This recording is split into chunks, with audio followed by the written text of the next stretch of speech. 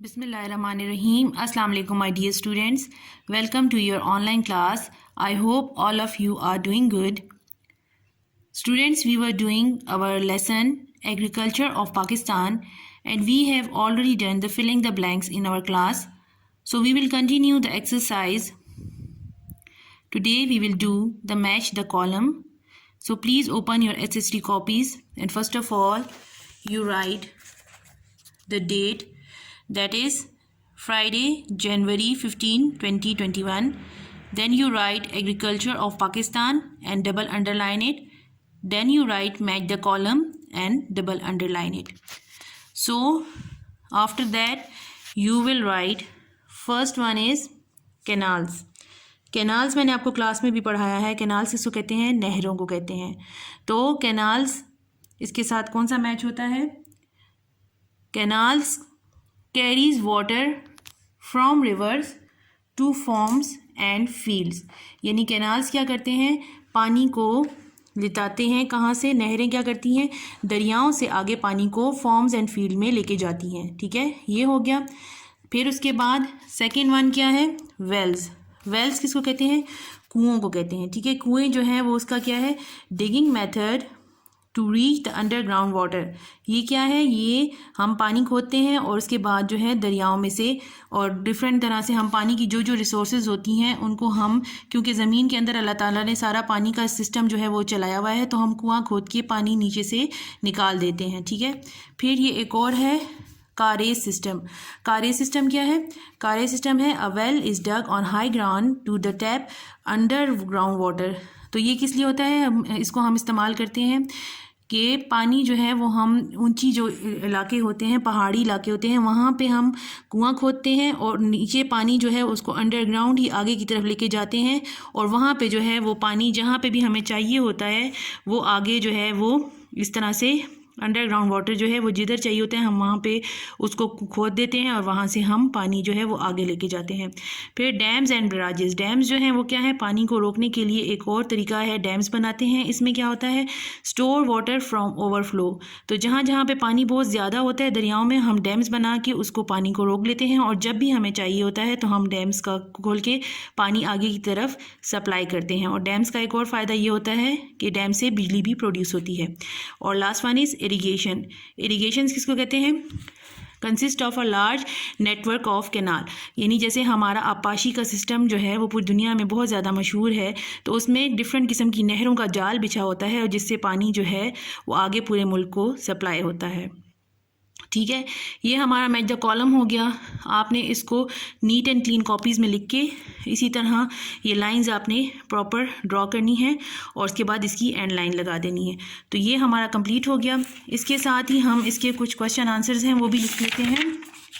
इसके लिए आप फिर अगला कॉपी का पेज निकालेंगे. ठीक है, उसमें आपने इसी तरह अपनी डेट लिखनी है, फ्राइडे जनवरी 15, 2021. फिर unit 19 topic agriculture in Pakistan, इसको डबल अंडरलाइन कर लें. फिर फोकस क्वेश्चन एंड आंसर, उसको डबल अंडरलाइन करें.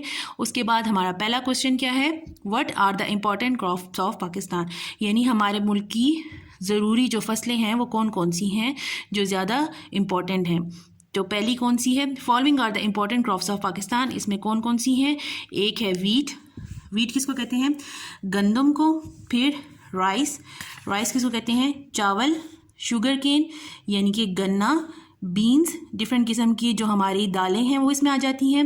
लेंटिल्स. लेंटिल्स क्या है? वो जो जानवरों को चारे के तौर पे इस्तेमाल करते हैं उनको लेंटिल्स बोलते हैं. And cotton. कॉटन क्या है? कपास, जिससे कि हमारा जो है वो कपड़े जो हैं वो बनते हैं कपास के पौधे से. ठीक है, उसके बाद क्वेश्चन नंबर 2 है, इसी तरह आपने इसको डबल अंडरलाइन करके कंप्लीट करना है. नेक्स्ट क्वेश्चन स्टार्ट करना है. Question number 2, why forest are an important geographic feature. Important geographic feature जो है वो हमारा फॉरेस्ट क्यों है, यानी किसी भी मुल्क में जो है वो जंगलात क्यों इम्पोर्टेंस रखते हैं. ठीक है, तो इसका है answer, forest are important geographical feature because सबसे पहला क्या है? They influence the weather. एक तो ये मौसम को बहुत ज़्यादा इन्फ्लुएंस करते हैं, यानी जहाँ पे जंगलात ज़्यादा होते हैं वहाँ मौसम अच्छा होता है। एंड सेकंड है they provide food, herbs, woods and other resources. तो ये हमें क्या क्या प्रोवाइड करते हैं, एक तो खुराक के तौर पे ये हमें बहुत ज़्यादा जंगलात में हमें डिफरेंट किस्म की खुराक के तौर पे फल और सब्जियाँ होती हैं। हर्ब्स यानी जंगली जड़ी बूटियाँ जिससे मुख्तलिफ़ किस्म की हम दवाइयाँ बनाते हैं। और साथ में है इसमें वुड यानी लकड़ी किस लिए इस्तेमाल होती है, फर्नीचर में और हर तरह की कंस्ट्रक्शन में ये इस्तेमाल होती है। ये हो गया। फिर थर्ड क्वेश्चन है what is waste land. Waste land क्या होता है, waste land are flat rocky area with poor quality soil.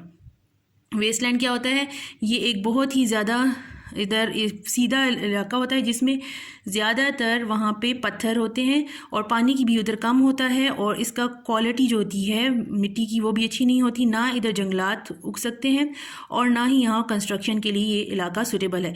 तो इसलिए ये टोटल वेस्ट होता है, इसका कोई फ़ायदा नहीं होता, इसीलिए इसको वेस्ट लैंड कहा जाता है। ठीक है। फिर इसके बाद what are dams and barrages. Dams और बराजेस क्या होते हैं, तो सबसे पहले डैम्स आर आर्टिफिशियल लेक्स।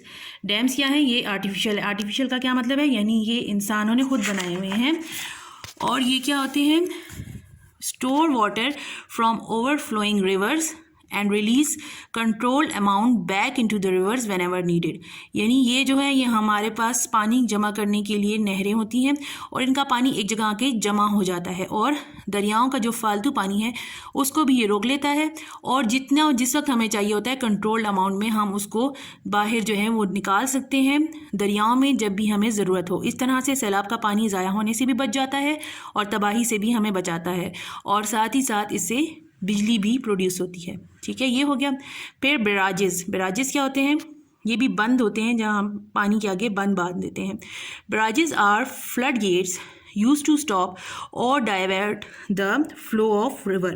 तो ये किस लिए यूज़ होते हैं, ये हमें ज़्यादातर इनके आगे बैराजेस के आगे एक बड़े बड़े स्पिलवेज होते हैं जिस दर पानी जो है वो हम रोक लेते हैं। इधर गेट्स बने हुए होते हैं, अगर हम चाहें तो पानी को रोक सकते हैं, और अगर हम चाहें तो दरिया का रुख मोड़ने के लिए उसको डाइवर्ट का मतलब होता है मोड़ना, क्या करते हैं पानी का रुख जो है हम इससे मोड़ सकते हैं अपनी मर्ज़ी के मुताबिक।